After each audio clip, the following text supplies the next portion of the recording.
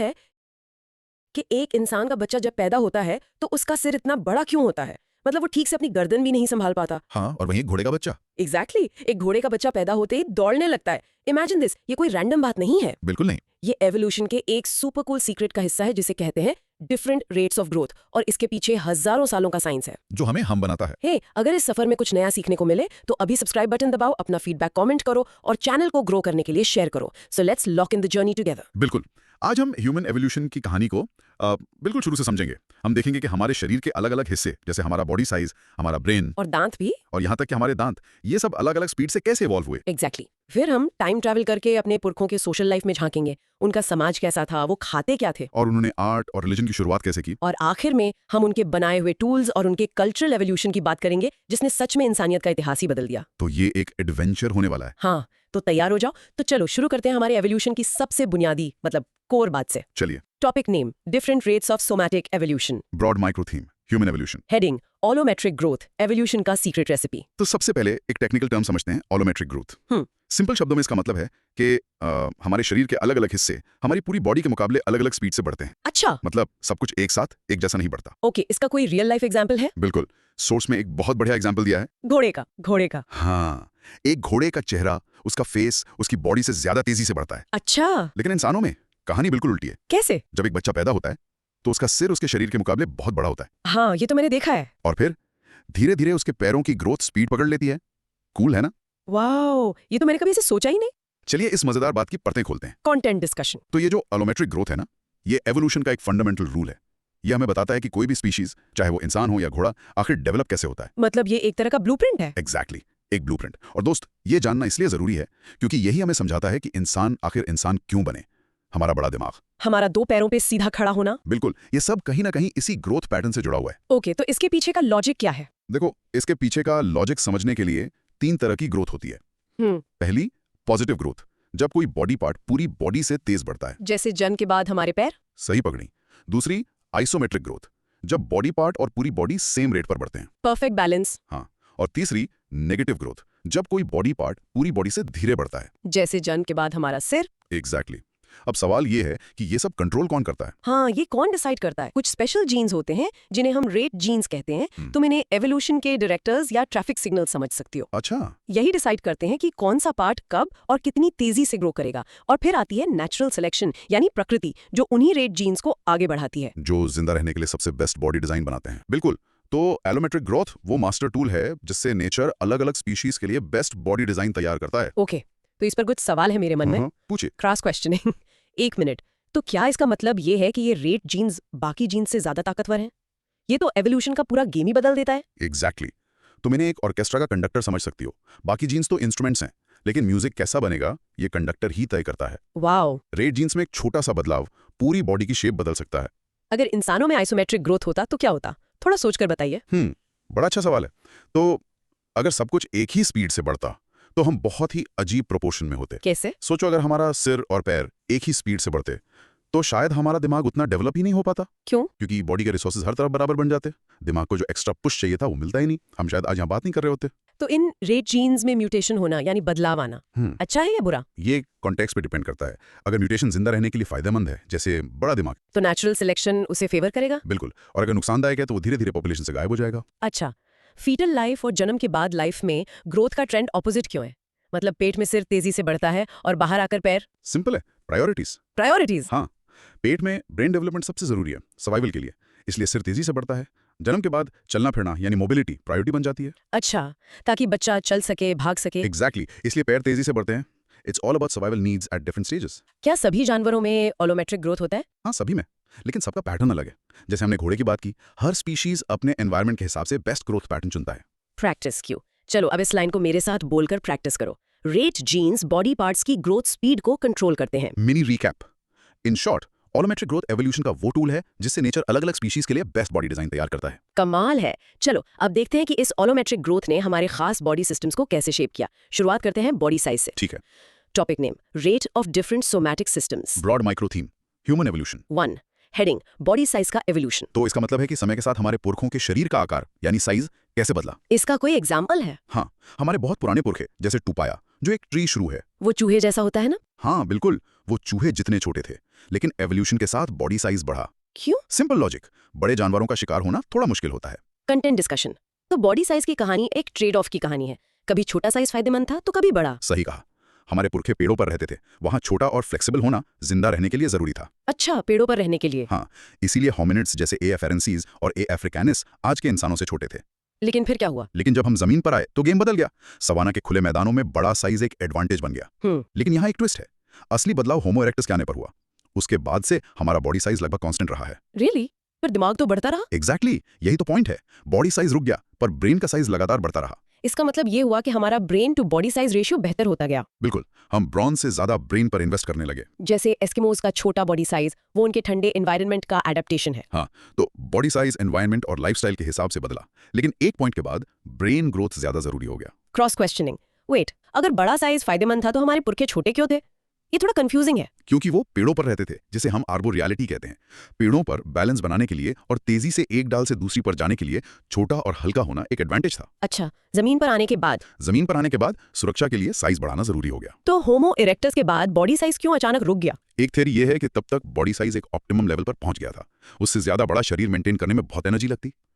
तो बॉडी ने उस एक्स्ट्रा एनर्जी को ब्रेन के डेवलपमेंट में लगाना शुरू कर दिया। A smart investment, right? Wow! क्या बॉडी साइज और इंटेलिजेंस का कोई डायरेक्ट कनेक्शन है? जैसे हाथी तो बहुत बड़ा होता है। बिल्कुल नहीं। अगर ऐसा होता तो व्हेल सबसे इंटेलिजेंट होती। तो फिर असली चीज क्या है? असली चीज है brain to body size ratio, यानी शरीर के मुकाबले दिमाग कितना बड़ा और कॉम्प्लेक्स है। ये तू पाया क्या है? कोई डायनासोर है? नहीं, वो एक छोटा चूहे जैसा मैमल है। हम उसे शुरुआती प्राइमेट्स का एक लिविंग मॉडल मानते हैं। वो हमें हमारे बहुत दूर के पुरखों की एक झलक देता है। और एस्किमोस का छोटा साइज उन्हें ठंड से कैसे बचाता है? उनका शरीर कॉम्पैक्ट होता है, जिससे बॉडी हीट कम लॉस होती है। ये एक्सट्रीम टेम्परेचर में सर्वाइव करने का एक ब्रिलियंट बायोलॉजिकल अडेप्टेशन है। प्रैक्टिस क्यों? Now pause and practice saying this part allowed. Homo erectus के बाद बॉडी साइज स्टेबल हो गया पर ब्रेन ग्रो करता रहा। Mini recap. In short, body size हमारे लाइफस्टाइल के हिसाब से बदला, लेकिन एक पॉइंट के बाद एवोल्यूशन ने ब्रेन की ग्रोथ को प्रायोरिटी दी। इमर का ब्रेन ज्यादा बड़ा हुआ ना? रुको, हमारी बॉडी इतनी बड़ी है कि उस हिसाब से हमारा ब्रेन उम्मीद से 3 गुना बड़ा है। ओह, ओके। Content discussion. अब आती है इंसानी एवोल्यूशन की सबसे बड़ी कहानी, हमारे दिमाग की।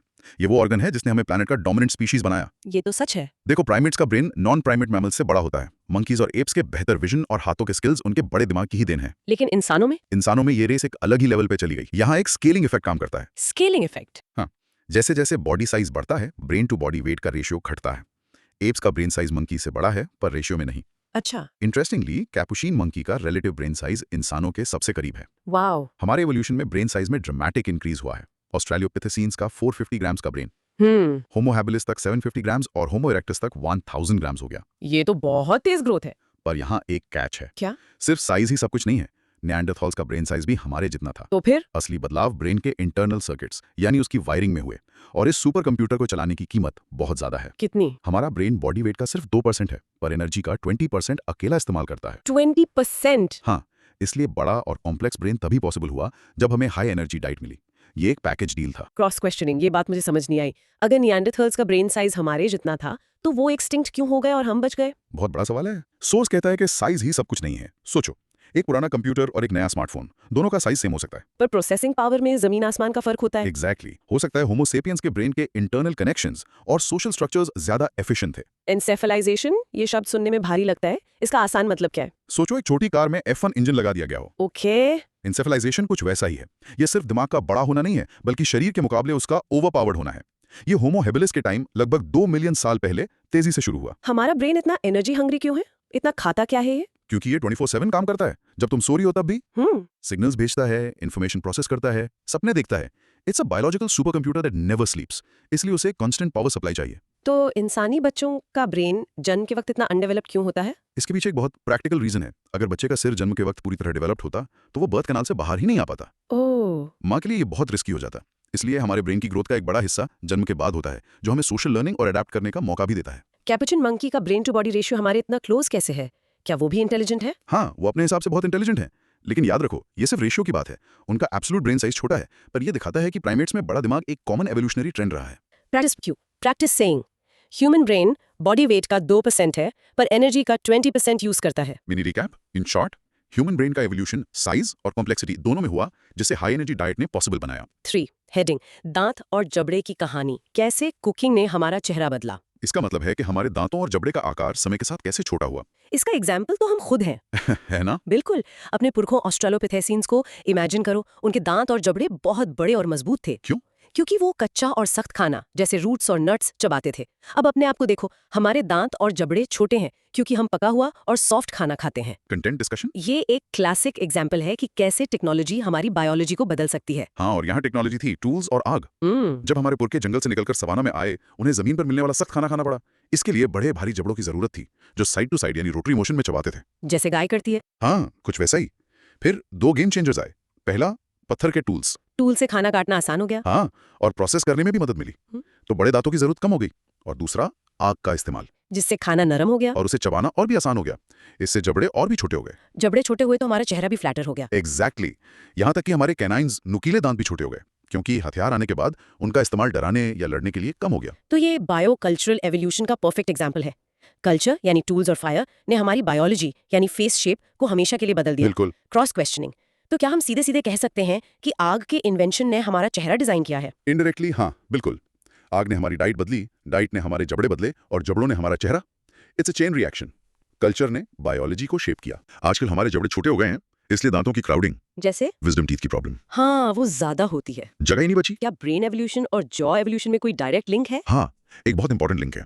बड़े जबड़ों को सपोर्ट करने वाली मसल्स सिर के ऊपर तक जाती थीं, जो स्कल की ग्रोथ को रोक सकती थी। अच्छा। जब जबड़े छोटे हुए, मसल्स रिलैक्स हुई, तो ब्रेन को ग्रो करने के लिए ज्यादा जगह मिली।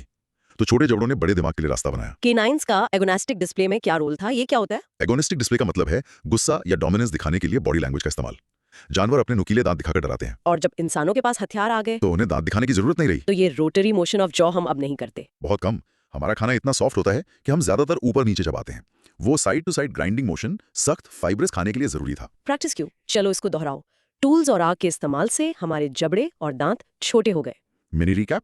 इन शॉर्ट, टेक्नोलॉजी यानी टूल्स और फायर ने हमारी डाइट बदली, जिसने हमारे चेहरे का एवोल्यूशन किया। 4. हेडिंग, हाथ और पैरों का एवोल्यूशन। इसका मतलब है कि बॉडी साइज के रिलेशन में हमारे हाथ और पैरों की लंबाई कैसे इवॉल्व हुई। इसका एग्जाम्पल तो बंदर है ना? हाँ, एक बंदर को देखो जो पेड़ों पर चारों पैरों पर चलता है, क्वाड्रीपेडलिज्म। उसके हाथ पैर छोटे और लगभग बराबर होते हैं। क्यों? ताकि पेड़ों पर उसका सेंटर ऑफ ग्रेविटी बना रहे और वो गिरे नहीं। Content discussion. हमारे हाथ और पैरों की कहानी हमारे चलने के तरीके की कहानी है। बिल्कुल, हम कैसे मूव करते हैं इसी ने उन्हें शेप किया है। पेड़ों पर रहने के लिए ट्री क्वाड्रूपेडलिज्म छोटे लिम्ब स्टेबिलिटी देते हैं। लेकिन जमीन पर रहने वाले प्राइमेट्स के पैर लंबे होते हैं ताकि वो तेज भाग सकें। और ह्यूमन एवोल्यूशन का सबसे बड़ा टर्निंग पॉइंट था बाइपीडलिज्म। हाँ, 2 पैरों पर चलना। जब हम जमीन पर आए और सीधे खड़े हो गए, तो लंबे पैर ज्यादा एफिशिएंट हो गए। कैसे? लंबे कदम लेने से हम कम एनर्जी में ज्यादा दूर तक चल सकते थे। तो लंबे पैरों ने जमीन पर तेज मूवमेंट में एक अडेप्टिव वैल्यू दी। एग्जैक्टली। इससे हम शिकार से बच सकते थे और खुद शिकार कर सकते थे।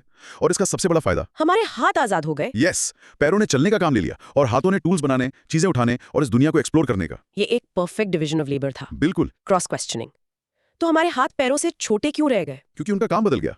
हाथों को लंबा होने की जरूरत नहीं थी, उन्हें ज्यादा प्रिसाइज और स्किलफुल होने की जरूरत थी टूल्स बनाने के लिए। जबकि पैरों को लंबा होना पड़ा फास्ट लोकोमोशन के लिए। Form follows function. Adaptive value का आसान मतलब क्या है? इसका मतलब है कोई ऐसी क्वालिटी या ट्रेट जो किसी जीव को उसके एनवायरनमेंट में जिंदा रहने और रिप्रोड्यूस करने में मदद करे। तो खुले मैदान में लंबे पैर एक सुपर पावर जैसे थे, एक जरूरी अडेप्टिव वैल्यू। तो बाइपीडलिज्म से पहले हमारे पुरखों के लिम्स कैसे थे? वो छोटे थे और पेड़ों पर चढ़ने के लिए अडेप्टेड थे। उनके पैर भी हाथों की तरह आराम से चीजों को पकड़ सकते थे। क्या लिम लेंथ का एवोल्यूशन सीधे सीधे हमारे चलने से जुड़ा है? एब्सोल्युटली, 100%। आप कैसे चलते हैं ये तय करता है कि आपके हाथ पैरों का स्ट्रक्चर कैसा होगा। ये हमारे स्केलेटल सिस्टम की सबसे बुनियादी सच्चाई है। तो क्या हम कह सकते हैं कि 2 पैरों पर चलना ही इंसान बनने का पहला कदम था? बहुत हद तक हाँ, क्योंकि इसी ने हमारे हाथों को आजाद किया और आजाद हाथों ने ही टूल्स बनाए, जिसने आगे चलकर हमारे बड़े ब्रेन को फ्यूल किया। ये डोमिनो इफेक्ट की तरह था। प्रैक्टिस क्यों? रिहर्स। जमीन पर चलने के लिए लंबे पैर एक अडेप्टिव एडवांटेज थे। Mini recap. इन शॉर्ट, हमारे लिम्स की लंबाई हमारे चलने के तरीके यानी लोकोमोशन के साथ साथ इवॉल्व हुई। ओके। तो अब तक हमने बॉडी की बात की, पर इंसान सिर्फ बॉडी से नहीं बनता। अब हम ह्यूमन एवोल्यूशन के एक नए और एक्साइटिंग चैप्टर में एंटर कर रहे हैं। बिल्कुल। Topic name, behavioural modernity. Broad micro theme, human evolution. Heading, हमारे पुरखों का समाज, बैंड्स, ट्राइब्स और इक्वालिटी। तो बिहेवियरल मॉडर्निटी का मतलब है वो सारे बिहेवियर जो मॉडर्न इंसानों से जुड़े हैं, जैसे complex social structures, art, symbolic thought और प्लानिंग। ये इंसान बनने की कहानी है। इसका कोई एग्जांपल? आज हम देशों और शहरों में रहते हैं, पर हमारे पेलियोलिथिक पुरखे 30-50 लोगों के छोटे मोबाइल ग्रुप्स में रहते थे, जिन्हें बैंड्स कहते हैं। अच्छा, imagine a small travelling community जहां सब एक दूसरे को जानते हैं और एक दूसरे पे डिपेंड करते हैं। Content discussion. तो अब हम जानेंगे कि हमारे पुरखों की सोशल लाइफ कैसी थी। ये सिर्फ जिंदा रहने की लड़ाई नहीं थी। ये कम्युनिटी, कॉपरेशन और कल्चर की शुरुआत थी। होमो इरेक्टस के समय मतलब लगभग 1.7 मिलियन साल पहले कैंप साइट्स और होम बेसेस का ट्रेंड शुरू हुआ। इससे पहले ऑस्ट्रेलोपैथस का सोशल ऑर्गेनाइजेशन कैसा था हम नहीं जानते। तो ये सोसाइटी कैसी थी? पैलियोलिथिक सोसाइटीज यानी पुराने पत्थर युग की सोसाइटीज फंडामेंटली इगैलिटेरियन थी। मतलब समतावादी। हाँ, कोई राजा रानी या गुलाम नहीं था, फैसले मिलकर लिए जाते थे। और जेंडर रोल्स? लेबर का डिवीजन था, जैसे आदमी शिकार करते थे, औरतें गैदरिंग, पर जेंडर इक्वालिटी थी। इसका कोई सबूत है ना? एक 30,000 साल पुराना शामन का कंकाल मिला है जो एक महिला का है। वाओ! ये बैंड्स आपस में रिश्तेदारों के ग्रुप मतलब किन ग्रुप्स होते थे। और एक और इंटरेस्टिंग पॉइंट है सेक्सुअल डायमॉर्फिज्म। मेल फीमेल के साइज में अंतर? हाँ, हमारे शुरुआती पुरखों में ये ज्यादा था, जो शायद पॉलीगेमस सोसाइटी का संकेत हो सकता है। तो हमारे शुरुआती समाज छोटे, मोबाइल और काफी हद तक बराबर थे, जहां कम्युनिटी का सर्वाइवल सबसे इंपॉर्टेंट था। और ये मॉडल हजारों सालों तक चला। क्रॉस क्वेश्चनिंग, इगैलिटेरियनिज्म का आसान मतलब क्या है? इक्वालिटी से ये अलग कैसे है? इक्वालिटी का मतलब हो सकता है सबको बराबर मौके मिलना। इगैलिटेरियनिज्म इससे एक कदम आगे है। इसका मतलब है कि समाज में सोशल स्टेटस लगभग सबकी बराबर थी। कोई अमीर गरीब का फर्क नहीं था? हाँ, कोई बड़ा फर्क नहीं था। रिसोर्स शेयरिंग कॉमन था। एग्रीकल्चर आने से महिलाओं का स्टेटस क्यों गिरा? ये तो अजीब लगता है। सोर्स के अनुसार फार्मिंग सोसाइटीज में महिलाओं पर ज्यादा प्रेगनेंसीज और खेती का ज्यादा मेहनत का बोझ आ गया। तो उनकी सोशल मोबिलिटी कम हो गई? हाँ, वो एक जगह बंद हो गई, जबकि हंटर गैदरर लाइफ में उनका रोल यानी गैदरिंग फूड सप्लाई का एक बड़ा और रिलायबल हिस्सा था। ये बैंड्स आज की फैमिली से कैसे अलग थे? ये एक्सटेंडेड फैमिलीज जैसे थे, पर उनका कनेक्शन जमीन के एक टुकड़े से नहीं बल्कि एक दूसरे से था। वो जिंदा रहने के लिए साथ घूमते थे। दे वर नोमैडिक। पॉलीगैमस सोसाइटी क्या होती है? जहां एक मेल के मल्टीपल फीमेल पार्टनर्स होते हैं। ज्यादा सेक्सुअल डायमॉर्फिज्म मतलब मेल्स का फीमेल से बड़ा होना अक्सर इसका संकेत होता है। क्यों? क्योंकि मेल्स में पार्टनर्स के लिए आपस में कंपटीशन ज्यादा होता है। क्या उस समय कोई हिंसा या युद्ध होता था? सोर्स कहता है कि ज्यादातर सोसाइटीज पीसफुल थी। एंडेमिक वॉरफेयर यानी लगातार चलने वाली लड़ाई शायद तब शुरू हुई जब रिसोर्सेज जैसे जमीन और फसल पर कंट्रोल जरूरी हो गया। मतलब ये एग्रीकल्चर के बाद की बात है? हाँ, ज्यादातर। प्रैक्टिस क्यों? Practice saying palaeolithic societies fundamentally egalitarian थी। Mini recap. इन शॉर्ट, हमारे शुरुआती समाज छोटे, मोबाइल और बराबर थे, जहां कम्युनिटी का सर्वाइवल सबसे इंपॉर्टेंट था। Heading the first artists and believers. अब बात करते हैं कि हमारे पुरखों ने सिर्फ जिंदा रहना नहीं सीखा, उन्होंने आर्ट, म्यूजिक और सिंबॉलिक बिलीव्स को भी जन्म दिया। ये उनकी इनर वर्ल्ड की कहानी है। इसका सबसे बड़ा एग्जाम्पल तो केव पेंटिंग्स है। बिल्कुल। फ्रांस और स्पेन की गुफाओं में मिली 40,000 साल पुरानी केव पेंटिंग्स, ये सिर्फ जानवरों के चित्र नहीं थे। तो फिर क्या थे? ये उस समय के इंसान के डर, उम्मीद और विश्वास को दिखाते हैं। These were the first art galleries of humanity. 1. State of art and music. Content discussion. Art की शुरुआत मतलब एब्स्ट्रैक्ट थिंकिंग की शुरुआत। जब एक इंसान ने एक जानवर का चित्र बनाया, उसने एक आइडिया को एक सिंबल में बदल दिया। ये एक बहुत बड़ा कॉग्निटिव लीप था। बहुत बड़ा। शुरुआती आर्ट जैसे लोअर पेलियोलिथिक में बहुत रेयर हैं, लेकिन वीनस ऑफ टैंटैन जैसे कुछ एग्जाम्पल्स हैं जो 300,000 साल पुराने माने जाते हैं। और असली एक्सप्लोजन कब हुआ? असली एक्सप्लोजन हुआ अपर पेलियोलिथिक में। यहाँ हमें केव पेंटिंग्स, वीनस फिगरीन्स, छोटी छोटी मूर्तियां, हाँ, और जानवरों की कार्विंग्स मिलती हैं। इन केव पेंटिंग्स का क्या मतलब था? कुछ लोग मानते हैं कि ये हंटिंग मैजिक के लिए थी। मतलब जानवर का चित्र बनाओ तो शिकार सफल होगा। हाँ, दूसरे मानते हैं कि ये शैमनिस्टिक प्रैक्टिसेस का हिस्सा थी, जहां आधे इंसान आधे जानवर के चित्र ट्रांस स्टेट को दिखाते हैं। और म्यूजिक? म्यूजिक का डायरेक्ट एविडेंस तो नहीं है, पर माना जाता है कि म्यूजिक रिदमिक कामों से पैदा हुआ होगा। बोन पाइप्स और एनिमल स्किन ड्रम्स का इस्तेमाल रिचुअल्स में होता होगा, जो सोशल बॉन्डिंग को मजबूत करता था। एग्जैक्टली। तो आर्ट और म्यूजिक ने शुरुआती इंसानों को दुनिया को सिंबॉलिकली समझने और सोशल बॉन्ड्स को मजबूत करने में मदद की। क्रॉस क्वेश्चनिंग, ये वीनस फिगरीन्स क्या थी एग्जैक्टली? उनमें फीमेल फीचर्स को इतना एग्जैजरेट क्यों किया गया है? ये छोटी मूर्तियां थीं जिनका एक्चुअल पर्पस एक मिस्ट्री है। कुछ लोग उन्हें फर्टिलिटी गॉडेसेस मानते हैं, कुछ उन्हें सेल्फ पोर्ट्रेट्स। लेकिन पर एक बात साफ है, ये लाइफ, बर्थ और फर्टिलिटी से जुड़ी थी, जो उस समय सबसे इंपॉर्टेंट चीजें थी। शमानिस्टिक प्रैक्टिसेस क्या होती हैं? ये ऐसी स्पिरिचुअल प्रैक्टिसेस हैं जहां एक शामन यानी आध्यात्मिक गुरु स्पिरिट वर्ल्ड से कम्युनिकेट करने के लिए ट्रांस में जाता है। और गुफाओं में मिले वो आधे इंसान आधे जानवर के चित्र शायद इसी ट्रांस एक्सपीरियंस का रिकॉर्ड हो सकते हैं। म्यूजिक का एवोल्यूशन में क्या रोल था? गाने बजाने से सर्वाइवल कैसे बढ़ सकता है? म्यूजिक और डांस सोशल बॉन्डिंग का एक पावरफुल टूल है।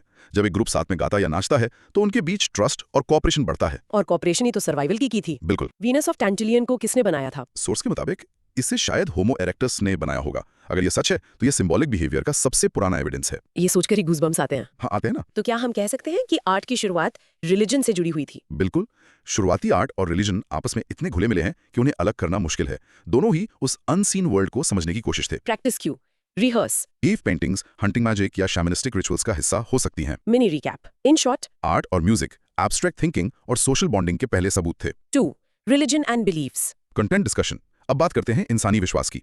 रिलीजन की शुरुआत क्यों हुई?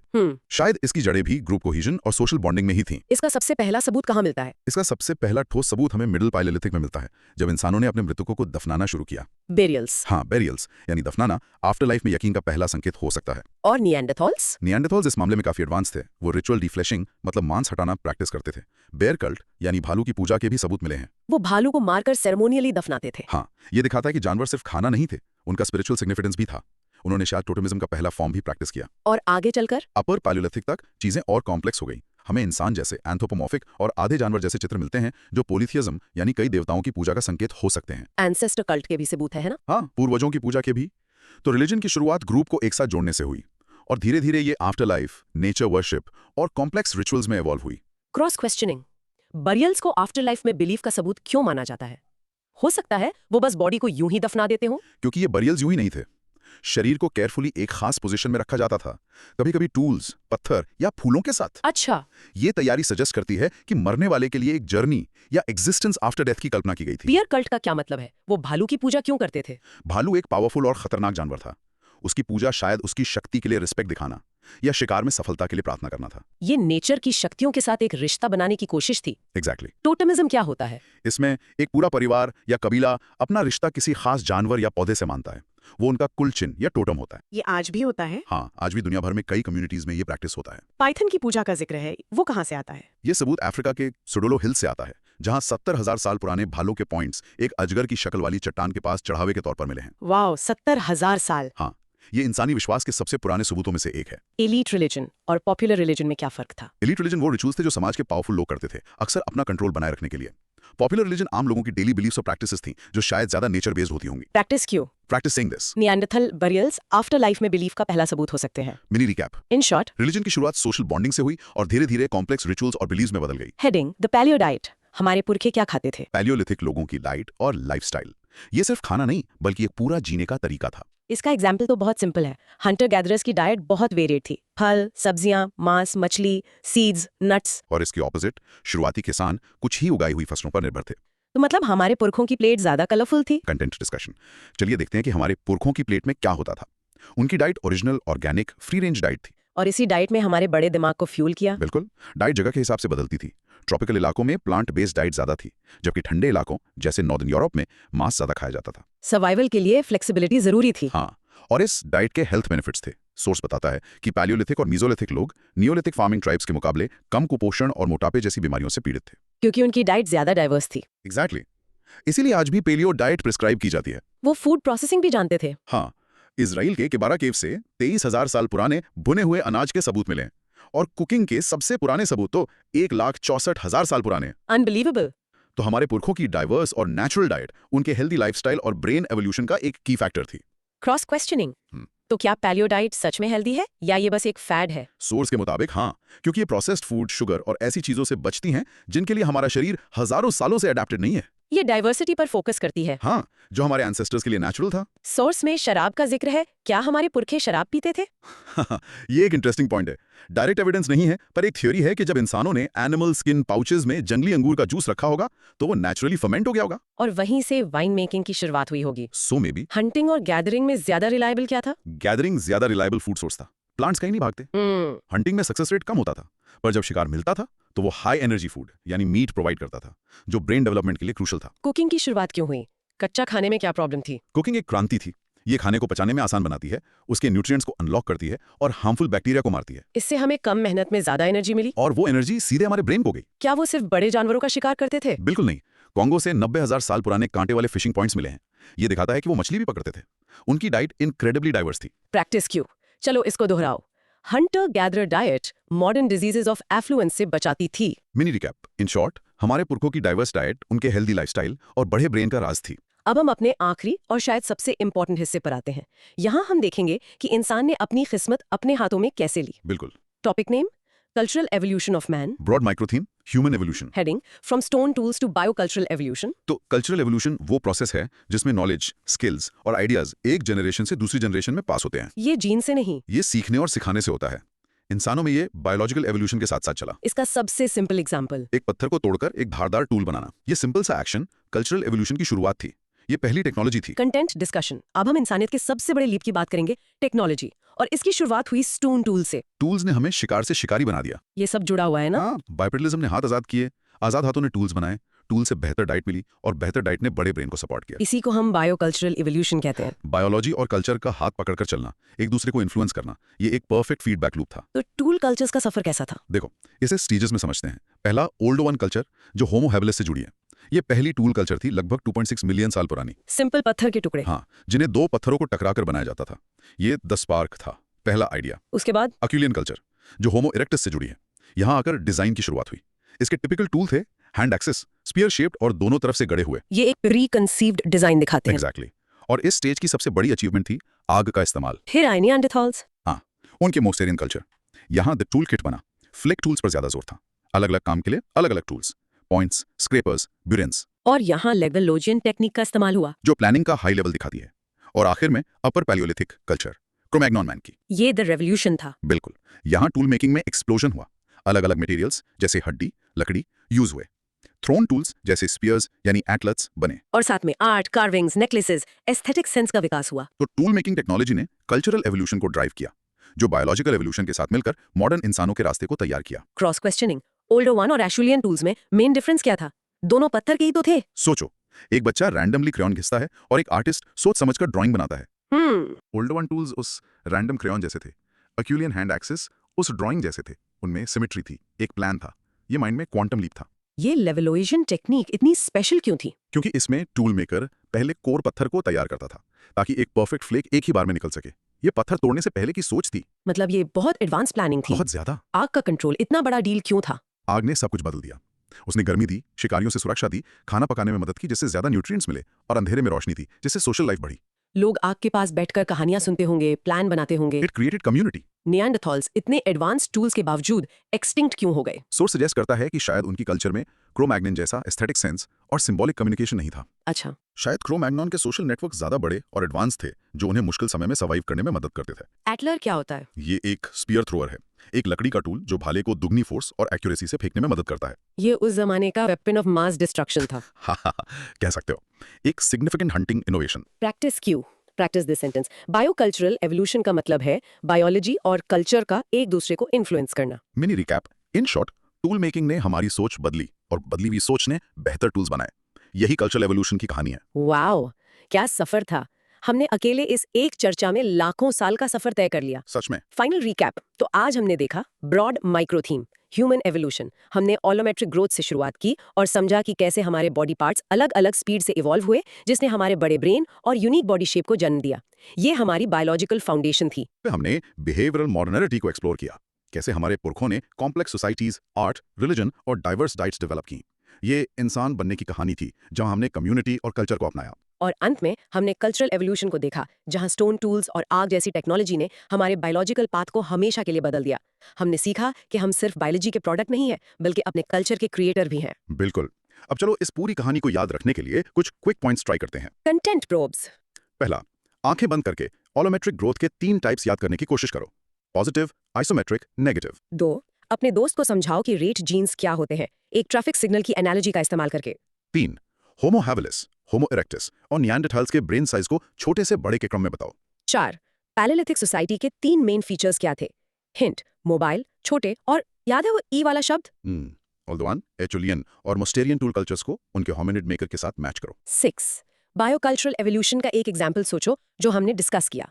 हिंट, आजाद हाथ और अब एक चैलेंज। हाँ, एक चैलेंज। आज हमने जिन टूल कल्चर्स की बात की, उनमें से किसी एक को चुनो, जैसे एचुलियन हैंड एक्स, और 1 मिनट में उसे ऐसे प्रेजेंट करने की प्रैक्टिस करो जैसे तुम एक म्यूजियम गाइड हो और बच्चों को समझा रहे हो। Rehearse presenting 1 segment out loud. और एक आखिरी विचार। आज हमने देखा कि इंसान बनना सिर्फ बायोलॉजी की कहानी नहीं है, ये कल्चर, टेक्नोलॉजी और कम्युनिटी की भी कहानी है। जरा सोचो, आज की कौन सी technology, internet, AI, genetic engineering हमारे फ्यूचर बायोलॉजिकल एवोल्यूशन को शेप कर रही होगी। ये तो सोचने वाली बात है। अगर आपको इस गहरी चर्चा में मजा आया तो एक reminder, subscribe now, comment your feedback, share to grow the channel. अगली बार तक सीखते रहें।